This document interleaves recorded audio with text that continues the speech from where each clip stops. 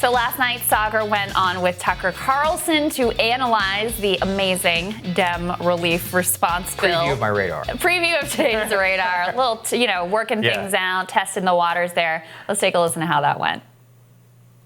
Let's say you're living in Washington and you're on a $10,000 a month retainer from, say, the government of Qatar to get a discount on arms sales from U.S. companies. You're a small, struggling lobbyist trying to make payments on your second home. This gives you a federally backed loan. Why are you not a hero who deserves that? The best part of this, Tucker, is that the association that lobbies on behalf of associations, they put out a statement, and they literally said, we need access to the Paycheck Protection Program because without us, you guys won't be able to write legislation. It's the most circular logic that possibly exists. And in a way, it's almost, I respect the honesty. They literally say you have to bail us out because we are the people that write the legislation for you. Now, risers, struggling lobbyist. Yeah, small Qatari arms salesman who needs his Hamptons house is in foreclosure and he needs to make his payments. Our heart bleeds for them. Heart bleeds for these people. What is funny, though, is Fang, who, that's his story that I was citing there. People will remember I did an entire monologue on this. And Lee actually tweeted after the segment, talking about how we broke this story last week, that the lobbying group that represents lobbyists asked for a bailout of corporate lobbyists, a provision now in the Democratic stimulus bill. You cannot make this up. Yeah, of course, CNN and MSNBC did not cover it. Only Fox News' Tucker Carlson and me, Rising, of course, by the way, which I said back. I was like, hey, just for the record, Rising did cover it. No, I'm not allowed to say even anything. I'm not allowed to give Tucker credit for anything. So let me just say. Sorry, Mehdi Hassan. So let me just say, I don't know what caveat should I put on this. Don't even add a caveat. He's xenophobe, he's a nativist, he said really nasty things about Ilhan Omar, that's true. But it's ridiculous. The Dems just hand Tucker, Fox News, they just hand them talking points because it's so caricaturish. And then the fact that CNN, MSNBC, The Times, that none of these quote-unquote mainstream outlets cover the story.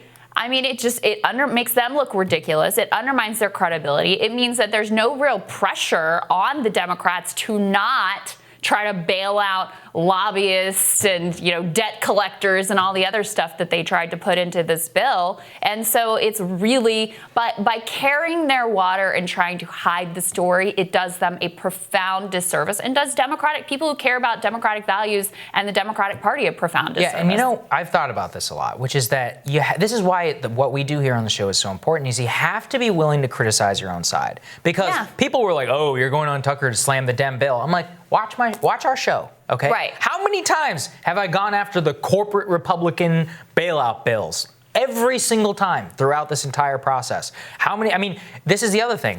The CNN and MSNBC do all these segments about how the Tax Cuts and Jobs Act is a corporate giveaway, which we agree with. I absolutely agree with that. Have talked about here on the show about stock buybacks and all that many times. But if they are willing to do segments after segment after segment on that and not talk about a lobbyist bailout here, not talk about debt collectors, relief, SALT caps, and all these things, then you have no credibility on the matter. Right. And Republicans are not going to listen to you. Why should they? No one's going to listen to you. Yeah. Even your own side is not really going to listen to you because they're not stupid. They know that you're just spinning for their team and telling them what they want to hear. Like, they're not so blind as to think that, the Dems are always 100% perfect or the Republicans are always 100% perfect and the other side is always 100% bad.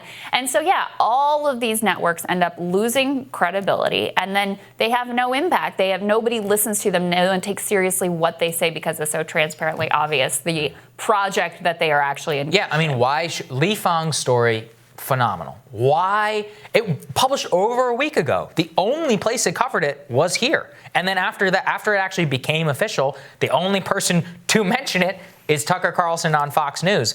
I just think that tells you everything you need to know about how these left media organizations refuse to police their own side. And you know what ends up happening then is that's used as a way to be like, look, Lee Fang and the Intercept are just helping Tucker Carlson and they're just like Trumpists and they just want to help Trump. It's like, no, it's because you idiots won't even cover things that are news. It is not Lee's job to carry water for the Democratic Party. He's a journalist. And yes, the Intercept has a certain type of ideology and lens, but at bottom, they are journalists who actually cover stories that harm both sides of the aisle. I mean, just look at Ryan Grimm's reporting to understand Ryan that. was on our show yesterday talking about sweetheart stock deal for Senator David Perdue. If you think he's a tool of the Republican Party, you are an idiot. Right. That's all I Or have a to say. tool of the Democratic Party. Yeah. Oh, right? yeah. I Oh, mean, yeah. that's the thing.